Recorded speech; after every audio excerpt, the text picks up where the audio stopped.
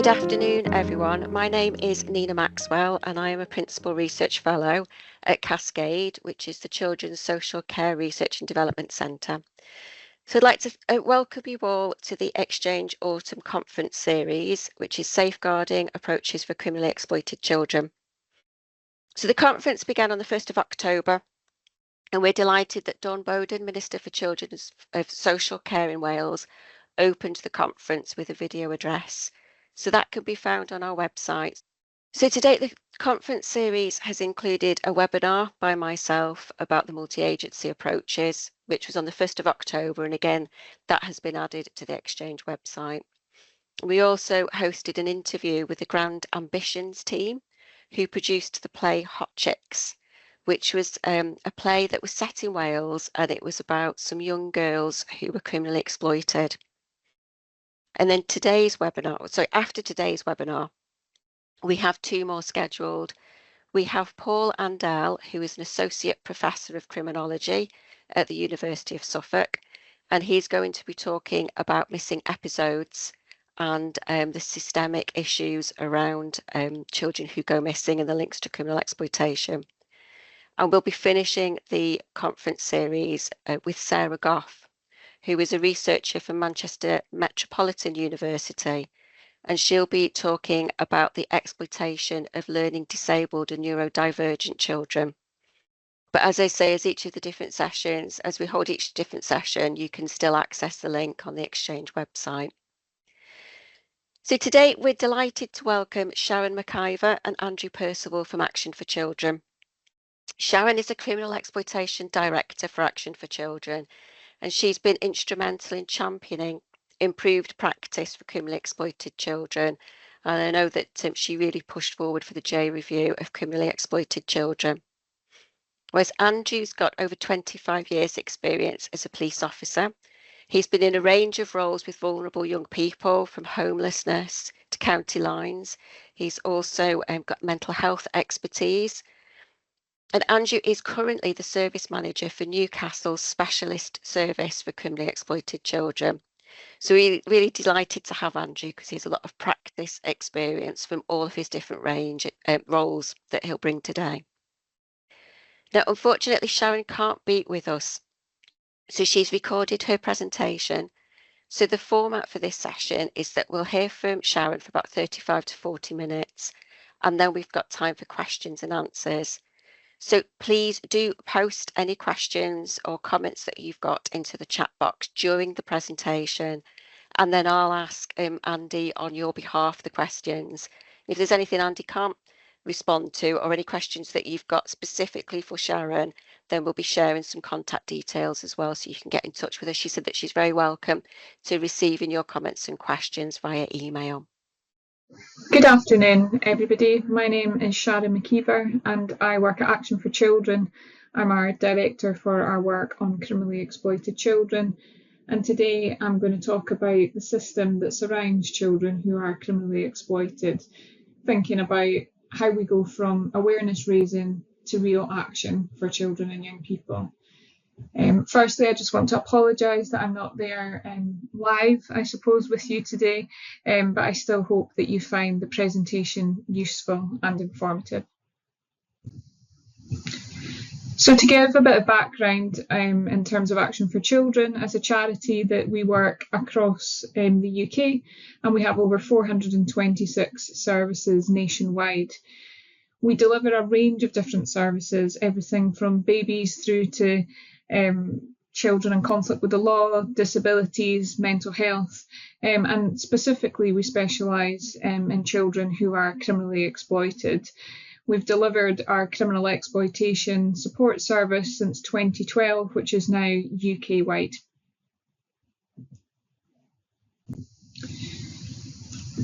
So in terms of what we mean by a child who is criminally exploited, I feel that this slide is quite helpful in depicting how complicated, firstly, it is, but also the complex dilemmas that we often face as professionals.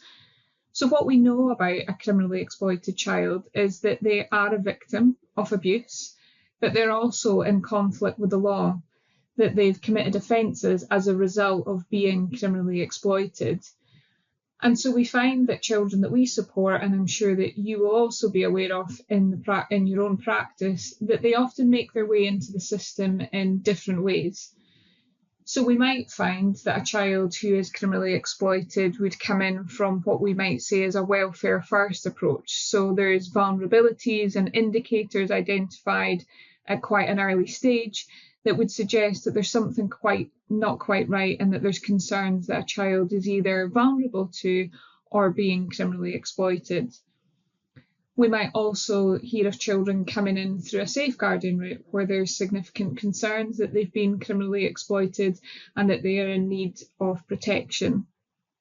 But unfortunately, and most commonly, the way a child is often brought into the system is through the justice system, that they've committed an offence linked to exploitation, and they're going through the system whereby that they've been charged with an offence or arrested for an offence, and it might be further down the line that their criminal exploitation is actually identified. And so if we think about that in terms of our initial considerations around how we raise awareness of this issue, I feel as practitioners that I would hope that most of you on this call are pretty good and confident now at identifying what criminal exploitation is. But in terms of how we go from awareness raising and identifying it into action, we often need to think about, well, what's the route in for that child? And how do we balance the complex dynamics that often have to take place where, firstly, and of top priority, that we want to safeguard the victim, the child, first and foremost. But we also want to think about, well, who's causing this harm to the child, and how do we disrupt the perpetrator?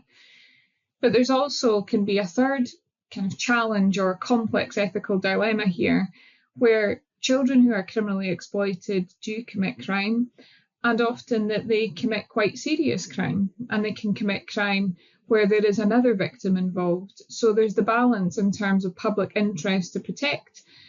And we're talking often about two victims, the child victim of exploitation, and potentially the victim in terms of who the child has offended against. So there's lots of priority areas for us to think about in terms of risk management, how we apply the current legislation, both safeguarding legislation and justice legislation and modern slavery legislation. But most often than not, there's a complex challenge around who owns this issue. Should it be safeguarding that take the lead? Should it be justice? Should it be a combination of both? And how do we understand that we can work together? The role of the voluntary sector, education, housing, and various others. So in terms of that complex dilemma, this is something that Action for Children saw and continue to see throughout our practice. So to give a bit of a history and development of how we've got to the stage that we're at in our own thinking at Action for Children, that, as I mentioned earlier, that we've delivered our criminal exploitation support service since 2012, and we've scaled that up across the UK. And we'd obviously identified cohorts of children that were being criminally exploited into serious organised crime. And we were often sat thinking about the question, was the system fit for purpose? What we knew is that often professionals were getting together in multi-agency forums, talking about how they could reduce the risk and how they could better support children, but they were often becoming stuck. And they were becoming stuck about, well, what do we do once we've identified this issue? How can we reduce the risk to the child and from the child who's being criminally exploited? And can we do better? And so we worked through this and did a bit of a deep dive into cases that we were working with. And what we came up with was a similar pattern throughout, that we didn't feel that there was suitable policy and legislation to support us. There was a lack of understanding about how that should be applied across the partnership. And so in 2024, we commissioned a review into the criminal exploitation of children. That was chaired by Professor Alexis Jay, who some may be familiar with, who previously chaired the independent inquiry into child sexual abuse. She chaired this review for us, and what it identified was a number of concerns around current practice, but also offered a number of recommendations that I'll go into in further slides. And what was really important for us with this review is that it was driven by lived experience. So we heard from various different organisations over a series of hearings in London across 4 days. But crucial to that, every day we heard from individuals who had lived experience, children, young people, families and individuals who had been criminally exploited, had been through the system and could help us identify where things needed to change. And so currently that we're working closely with Welsh and UK and Scottish governments around current legislation and policy, thinking about the kind of national strategy or lack of in terms of criminally exploited children, and hopefully trying to build confidence and understanding around what works. So these are the reports that I've obviously referenced: the J Review, Shattered Lives, Stolen Futures, all of which are available on our website. And we then subsequently followed that up with a report that I'll also talk to the findings of, called I Don't Want to Go Down That Road. And that quote was actually taken from a young person who said to us, I don't want to go down the road of being criminally exploited, but I don't feel I have any other choice. So the next 2 slides, I want to talk about the findings from the J Review of criminally exploited children. And sadly, I don't think that any of this will be new to individuals on the call, but if anything, I hope it provides a level of, I suppose, comfort in the sense that we're all facing the same challenges, but it gives us opportunity to strive for better. And we'll move into how we can potentially do that in later slides. So what was consistently heard through the evidence was the absence of a clear and consistent definition was a barrier to protecting and supporting children. And what was meant by that was, we know that criminal exploitation doesn't currently have a legal definition across the UK, which leaves it open for interpretation across agencies. So some agencies may adopt certain definitions, others may adopt different ones. And so that leads to a level of inconsistency that I suppose doesn't allow for that professional challenge if we're in multi-agency meetings to hold people to account in terms of what we clearly understand exploitation of children to be. And one of the kind of key learning points that I'm most interested in is around the existing legislation and criminal processes, that they're not fit for purpose in identifying nor protecting exploited children. And I suppose when, as agencies, we're faced with the challenge of how do we protect, we often do when it becomes quite a serious situation and where that risk is increasing and we're struggling through voluntary measures to protect a child, we do look to legislation. And where that is such a complex landscape and difficult for us to interpret, it's no wonder that we feel quite confused and that children are being failed by the system. And the third point here, that too many children are treated as criminals rather than victims and do not receive a child protection response. It comes back to what I'd said on one of the earlier slides about those complex ethical dilemmas about how do we understand a child who is criminally exploited, how do we identify it, how do they come into the system, and how do we balance all of the complex dilemmas that we're facing across different agencies. Because we do need to recognise that different agencies have different priorities, and it's really important for us as partners to work together to understand the needs of criminally exploited children, which will always be these children are victims whilst also in conflict with the law, that we will never move away from that position if a child is criminally exploited. They will always be both, and so we need to design a space in the system to see them as both. Some further concerns raised within the evidence was around education, and school was seen as an essential protective factor, both in terms of a child's sense of belonging, but also in terms of ensuring that they had structure to their day. Within our services, that we often try to provide the most intensive levels of support between us and across different services, because what we want to do is to be able to spend more time with these children than their exploiters do. We know that we're really influenced by the people that we spend time with, so the more time that we can spend with children in a supportive, environment and with pro-social adults is certainly a positive in terms of protecting them from exploitation, because we know that school can be difficult for some of our children and young people that we support. I won't go through every point, as you can obviously see them here on the screen, but there's other areas around early intervention, around funding cuts, and around the lack of national leadership. All of these things obviously cut across many different areas that affect children, not just criminally exploited children, but nonetheless really important for us within this report to highlight as yet another challenge for us to face. So the recommendations from the review, there was over 150 recommendations, which I think highlights the complexity of the issue that we're dealing with. And what we did is we managed to narrow those down into kind of 3 key pillars. And within these, if you want to read the review in detail, you'll see that there's a number of sub-recommendations to sit under these key headings. But essentially what we really need to have in place for children is a single cohesive legal code that both tackles perpetrators but protects victims of exploitation. And we need to make sure that there's coordinated practice locally and nationally, and we would certainly be calling for a national strategy from the government to help us to achieve that.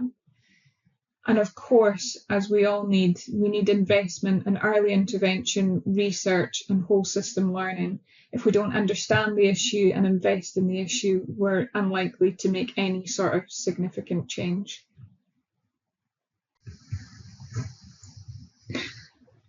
The other report that I'd mentioned earlier on was a follow-up report that I felt was really important for us to do as an organisation in terms of bringing the voices of children and young people to the front and centre of what it is that we were trying to change.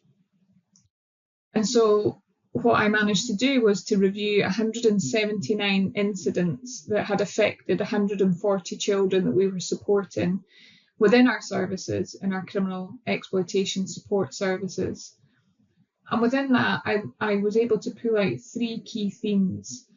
And what we looked at was the harms caused to children as a result of exploitation, the harms caused by children as a result of exploitation, and what some of the unintended consequences could be.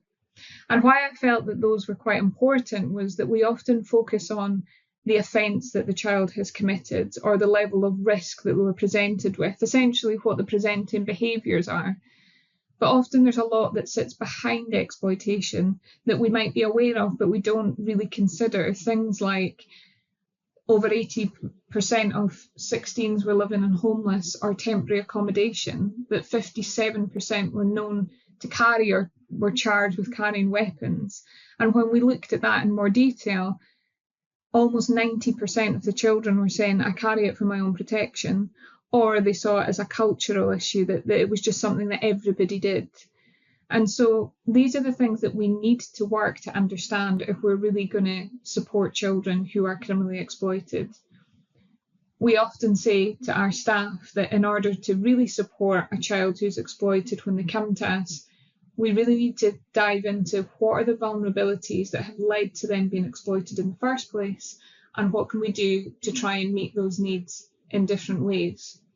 Because you can see here that it is never acceptable for 50 children to have been stabbed as a result of being criminally exploited, nor is it okay that 48 were seriously assaulted with weapons and 34 threats were made to children's lives. And absolutely tragically that we lost 2 children in that period who were murdered as a result of exploitation. This is the scale of the issue that we're dealing with, and is not something that we can simply sit back and say, well, we've got all the tools in the toolbox to address it, because if we did, we certainly wouldn't be seeing this harm being caused to children day in, day out across the country. So as I've kind of referenced before, but just to really focus on this issue, because I think this is quite important in terms of having a consistent approach across partnerships. And when we're thinking about it as individuals in our own working practices and how we might bring discussions about in multi-agency meetings is this dilemma between victim and perpetrator. And I put perpetrator in kind of quotation marks because, of course, children shouldn't be seen as perpetrators when they're criminally exploited. But what I mean by that is that they've committed an offence, and they often are seen as a perpetrator. And it might be further down the line when information is shared, when partnerships come together and talk about the challenges that are faced, that they're seen as a victim. And in terms of what tips the balance, or kind of this back and forth between victim and perpetrator, centres around the crime that's committed. And there's often a lot of discussion about whether this is a first offence, whether there's evidence of a disclosure, barriers that we've often seen in terms of children receiving a welfare first safeguarding approach has been whether they've made a disclosure or not, their willingness and cooperation with those individuals that are trying to engage with them, if they don't have good engagement with services, or if they've come to the attention of policing 4, 5, 6 times. And I've had numerous conversations with senior police officials across the country who acknowledge that if a child comes to their attention for a first offence and it's quite obvious they've been criminally exploited, most often than not, they will receive a safeguarding response. However, when that child has come to the attention 5, 6, 7 times and that there's other victims involved, their behaviour is escalating, how do they manage that level of risk? And how do they balance the public interest to prosecute and protect? How do they balance the fact they know that there might be issues around exploitation, but what kind of tools have they got in their toolbox to help manage that risk and behaviour? And often that's where the challenges come in, that we'll see children going through 2 systems at the same time, that they'll be going through the justice system as well as the safeguarding system, which can be wholly confusing for a child who in the morning might be at a child protection case conference and then in the afternoon they may be answering to their bail conditions. So it's something for us to be mindful of in terms of how are we going to manage risk and behaviour linked to criminal exploitation. So trying to move away from this victim-perpetrator debate and talk about risk and behaviour, I feel, is a much more appropriate way of thinking about children who are criminally exploited.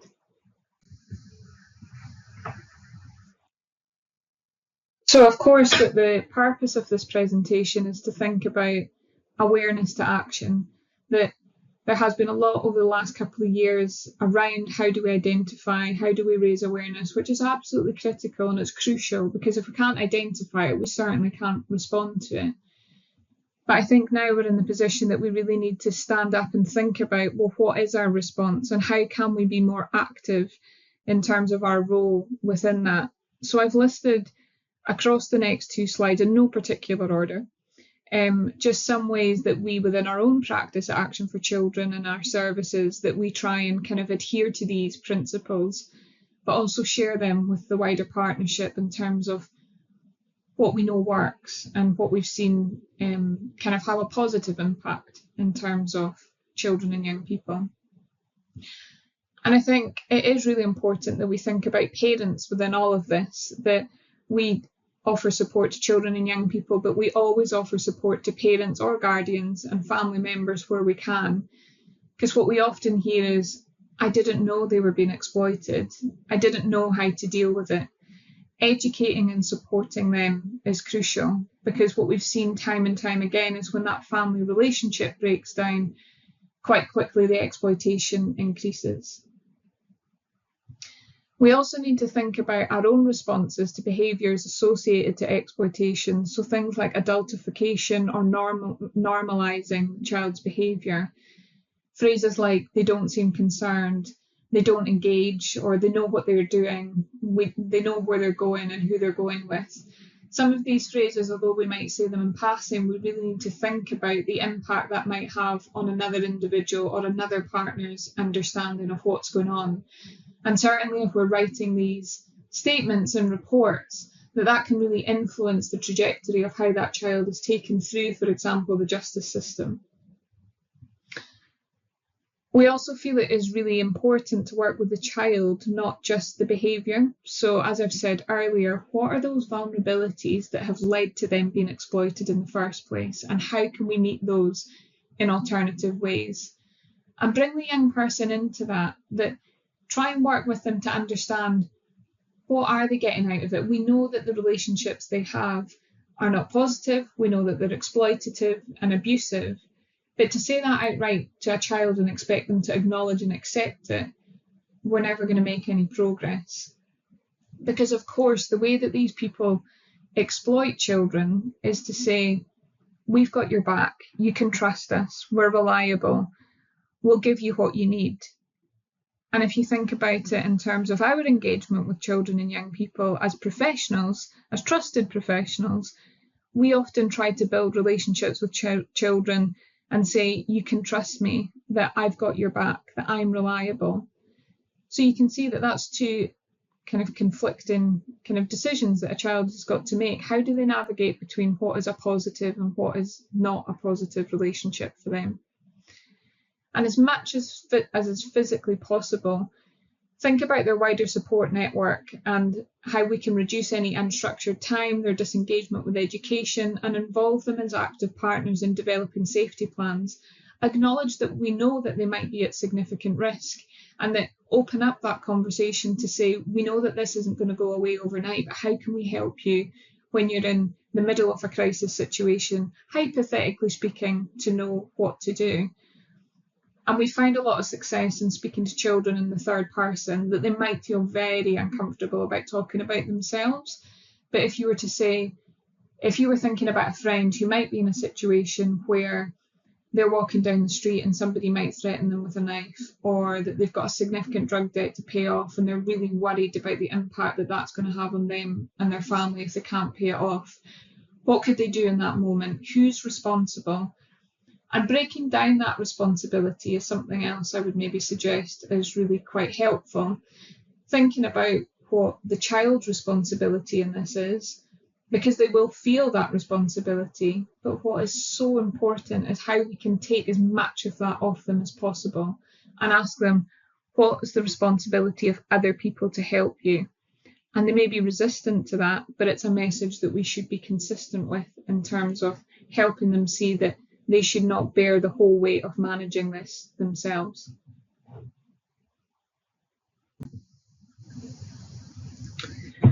Some final points in terms of how we could respond is thinking about our language. So always thinking about how you're talking and writing about a child. It can have such a significant difference. And does it suggest to others that they might be or are possibly being exploited? And what I would always say is rule it in before ruling it out. If you've got some suspicions, it's best to raise it and allow the professionals that need to do the assessment, that need to do the investigation and need to make decisions around prosecution, do that, but provide them with as much information as you physically can. And be really clear about what information to share and how and who with. Don't just assume that exploitation will be recognised. Be very explicit about that. That we often form chronologies of significant events around vulnerabilities, around indicators, and we'll share that with relevant professionals. And we often do that in conjunction with young people to say, we're really worried about what's happening. We want to be able to share our concerns and work with them, because the last thing we want to do is raise their anxiety unnecessarily about what will happen next in the system. So we work a lot with children and young people in terms of helping them to understand the systems they're in. Because I think, as we said, right at the start, these systems don't really make sense. They're not really fit for purpose. So if we can't understand and navigate our way through them, then we shouldn't assume that our children and young people can either. Advocacy is really important, that we know that children and young people might not want to make disclosures themselves, but they often feel more confident if you work with them to advocate on their behalf. And it's really important for me to say that a child does not need to acknowledge their exploitation for the system to see them as a victim. And finally, understand what's available to you locally to support children and young people who are the victims of exploitation. It could be that you're the person that has the excellent relationship with them and it's you that they trust, but there might be services around you that can help in terms of what to look out for, how best to support. So have a team around a child who can support you rather than overwhelming children with support.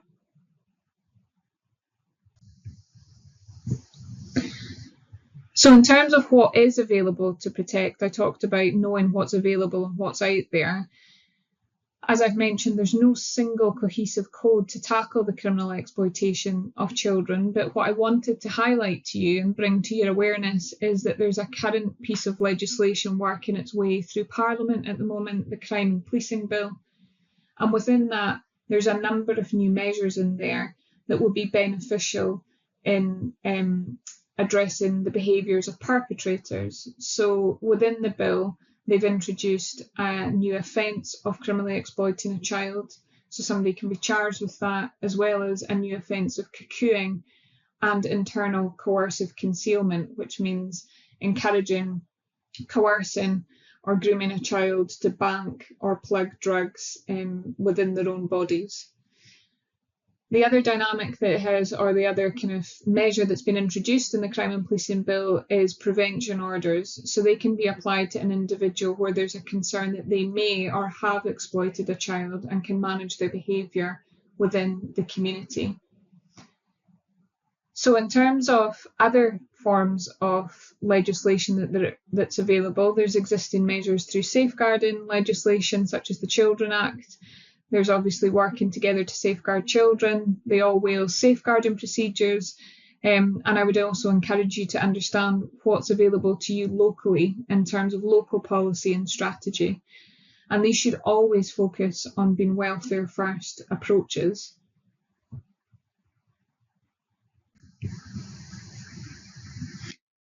So as we come into the final couple of slides here, I think it's really important for us to bring this back to, well, what does all this mean to children and young people? And that we spoke to a number of children and young people that we work with and talked to them about the system, how we go about those who choose to exploit children, how they engage with the system when we need them to, and what does exploitation look like for them. And these are some quotes that young people came back with, where in terms of thinking about designing a new system, a lot of the young people echoed the concern that was raised by this particular child that felt that the system is unfair right now towards the exploited person. They feel that nothing happens to the perpetrators, they just use young people so they can escape prison. So the hope is, with the introduction of the measures in the Crime and Policing Bill, that it will no longer be the case that nothing happens to exploiters, that they will be charged with those offences, and prevention orders will be used to manage their behaviour so they can't go on to further exploit children and young people. But in terms of going after those who are exploiting them, there's some anxieties there from children and young people. So they might be more cautious when these measures come in to engage with services, because there's a worry that if their exploiters are charged or named, that they'll be seen as a grass, that they would come after them if they were in jail. So this is why the Action for Children is really pushing the government currently to say the new measures in the Crime and Policing Bill are fantastic and it's great to see. However, we need greater legal protections for children who are criminally exploited if we really want to have that end-to-end response. And of course, we need to think about the evidence that will be required and not relying on children, essentially, to make disclosures in order for these measures to be implemented. Because children and young people say to us that they don't want to be exploited, but sometimes they feel that they have no choice, that they need or want to make money and they don't have a choice whether they choose to or not. So in terms of the last slide, I'm sure you'll all be pleased to know that I felt it was quite helpful just to summarise what our collective responsibility is within this in terms of going from awareness to action. And the question I think we should be continuously asking ourselves is, are we as individuals and as a system or partnership doing enough to support criminally exploited children? But if we can improve how we identify it and how we understand it, we're going to go a significant way to addressing it in the most effective way. And if we do that alongside our partners collaboratively and working with confidence in terms of that interface between safeguarding and law enforcement, we should see a positive impact on the children and young people that we support. And really getting our heads around, well, what are the relevant powers in legislation that are available to safeguard and protect is helpful. And thinking about what appropriate supports are there within my area and how can we try and progress to having more consistent responses for children across the UK.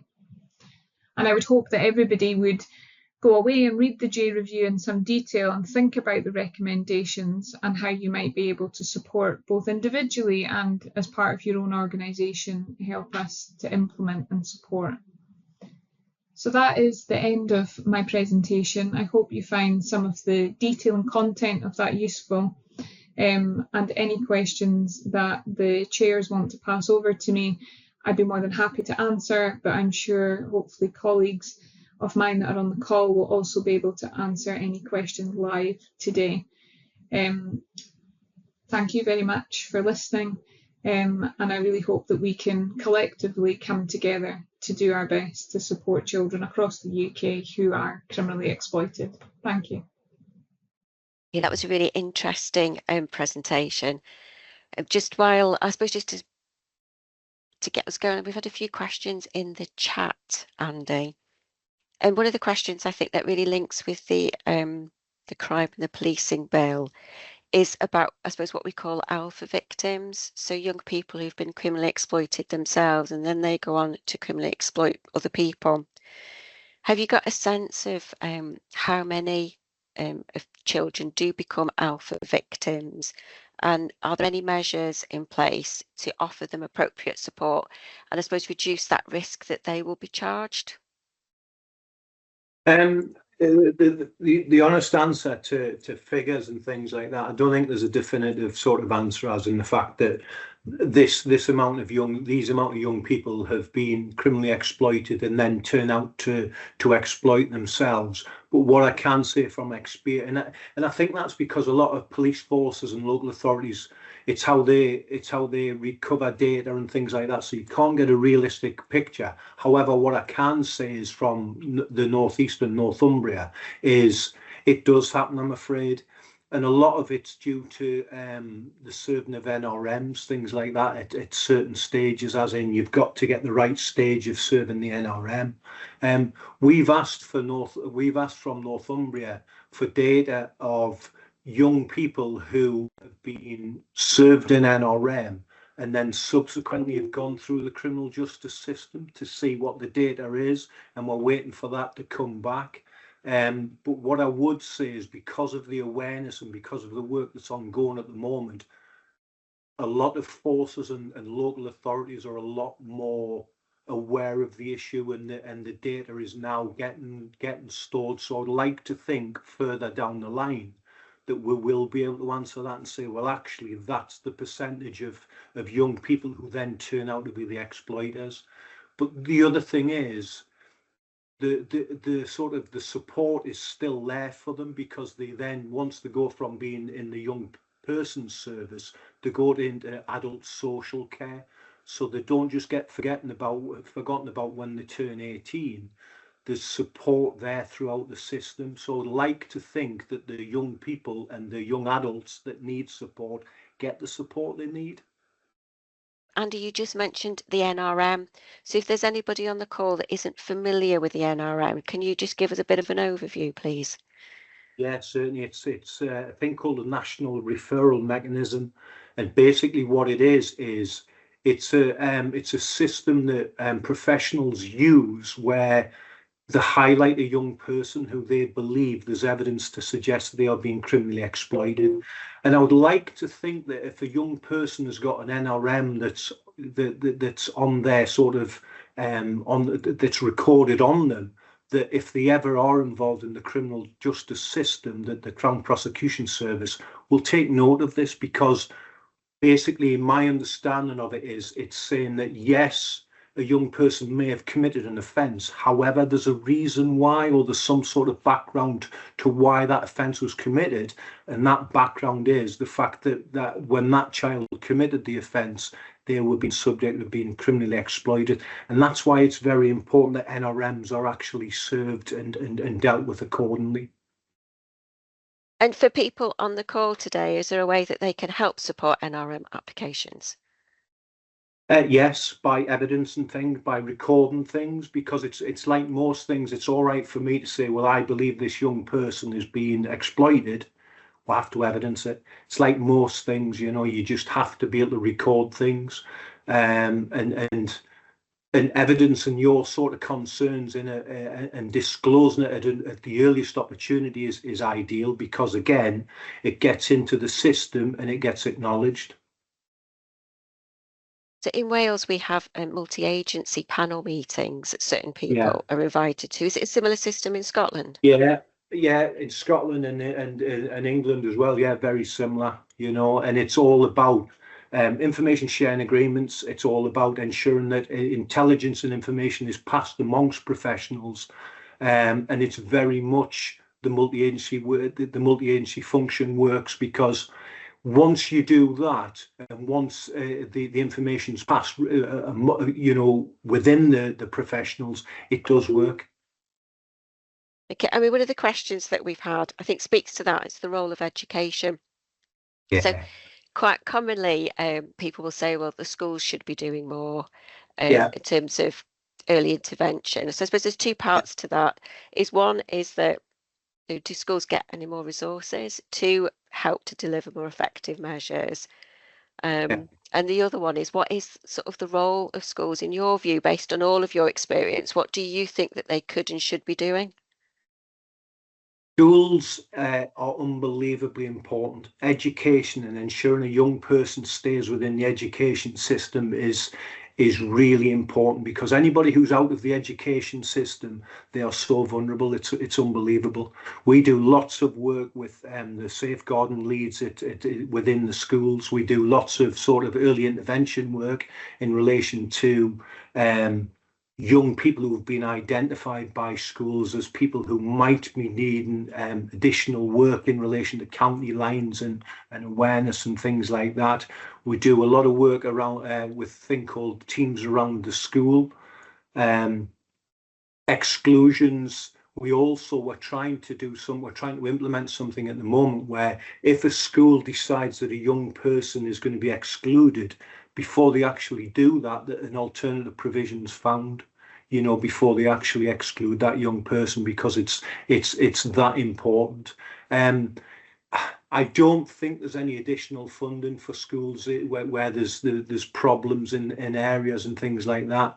But I can't overstress the whole sort of education, how important, because they are the professionals, and I don't just mean the teachers and things like that. I mean the support staff, the school, as an old phrase, the dinner ladies, the people who see the young people on a daily basis, because they are the ones that can see the change in young people's behaviours. So education and keeping them within the school system is unbelievably important, and it's something we do lots of work with in relation to try and ensure that does happen. There's still a lot of young people that are missing from the system from COVID and things like that, who just simply was, you know, and that's it's horrendous that you know that we are in that position in this day and age. Correct me if I'm wrong, but I'm under the impression that Scotland have got a no exclusion policy. Again, I'm England, but I think they have. It's different in different sort of local areas and things like that.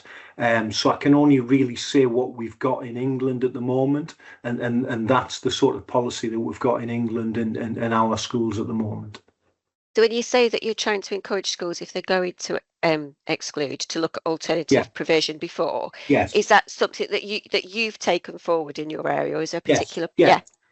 No, that's something that Action for Children, we've done that as part of the sort of the bigger picture with the J review and all the other sort of things that we're trying to implement. It's best practice. It makes sense, and it's something that we're doing locally. Clearly, there's other sort of reasons why schools come to the decision to exclude, but yeah, it's just something we're trying to implement within England at the moment. We're having some success with it, mind it is, you know, schools are very keen to work with services such as ours because they understand the importance of, and it's like most things, that they want help. They definitely, you know, they desperately do want help. Okay, thank you. So I've got a question. It says, do NRMs get completed with young adults in prison, as that would give more of an understanding of whether they're still victims and not perpetrators? Because it's my understanding that doesn't happen and it's a missed opportunity. Again, I wouldn't disagree with it. It is a missed opportunity, but I think it does happen. You don't have to. There's not a certain environment where the can and cannot be served. You know, so as long as a professional who's working with that individual believes there's evidence to suggest an NRM should be served, then it would be served. But you're right. I totally agree. If they're served and if they're used correctly, they are a good tool against child exploitation. So are you sort of alluding to the fact that there's still a little bit of people aren't quite aware of using NRMs? Yeah, very much so. And it's like most things, it's highlighting, you know, what systems are out there, and it's highlighting what systems work. And yes, you know, the fact that you've had to explain what an NRM is, it does kind of give the indication not everybody understands you know, what they are and how to use them. Okay, thank you. We've got another question. In my experience, being in custody does not always remove the risk of exploitation. For some young people, those vulnerabilities and exploitation relationships can continue. So I suppose that's more of a comment than a question, but you're nodding. Yeah, You agree? no, totally. Without a shadow of a doubt, and that's from my experience as well.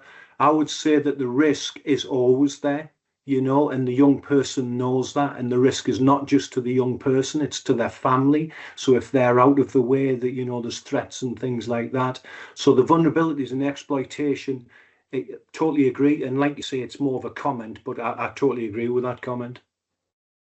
When I did my research a few years ago, it was suggested that an NRM can actually increase the risk to a young person, because if there isn't that package of support around them, there's nothing to stop the exploiters just picking that young person back up again. Yeah. Again, but it's like we said before, it's about whether or not the NRM's used correctly. But I personally think it's like most things when you've got a victim of criminal exploitation, a child victim. Our responsibility as professionals is trying to make that young person too hot to handle, if that makes sense. So anything we can do, if it's an NRM, if it's serving notices on offenders. I'll tell you what I think is that we've had success with in the past is warns, child abduction warning notices, things like that, because perpetrators don't like things like that. And if, you know, and clearly if the circumstances fit, things like that are really, really good. And again, like say, NRMs and other sort of orders you serve are just increasing the support around that young person. Okay. We've had a question about the representativeness of the evidence that was heard by the J review, but if that person would like to just share their email address either in the chat or just you can email me or ExChange, then I can forward that to Sharon, because Sharon I think will have quite a good view on where the evidence came from and who took part.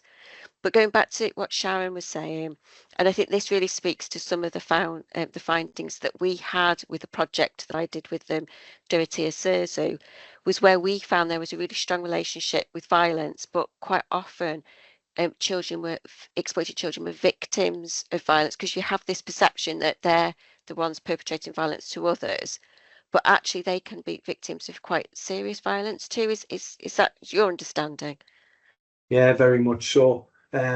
It's really scary in relation to the levels of violence that young people either use or see, you know, because a lot of the time they don't understand actions and consequences and things like that. But the levels of violence are really, they're on the increase all the time, I'm afraid. We've got quite a long question here, so bear with me, Andy. So I'm cuckooing and county lines work with Cardiff Council. We've always worked with a person-centred approach, and the approach of the people we work with are victims of exploitation. I have had cases of young people being criminally exploited into county lines and drug dealing and had positive grounds NRMs. We've worked successfully with them to address their unmet needs, which led to them being exploited. We have educated them in what exploitation is, how to recognise it, and how to keep themselves safe. At the point of closure, these young people were in a good place with no further concerns of being exploited, and with a view they had the tools of keeping themselves safe. However, in some cases, we later learned that 6 to 12 months after closure, they would have set up their own county lines with no outside influence and further exploit others.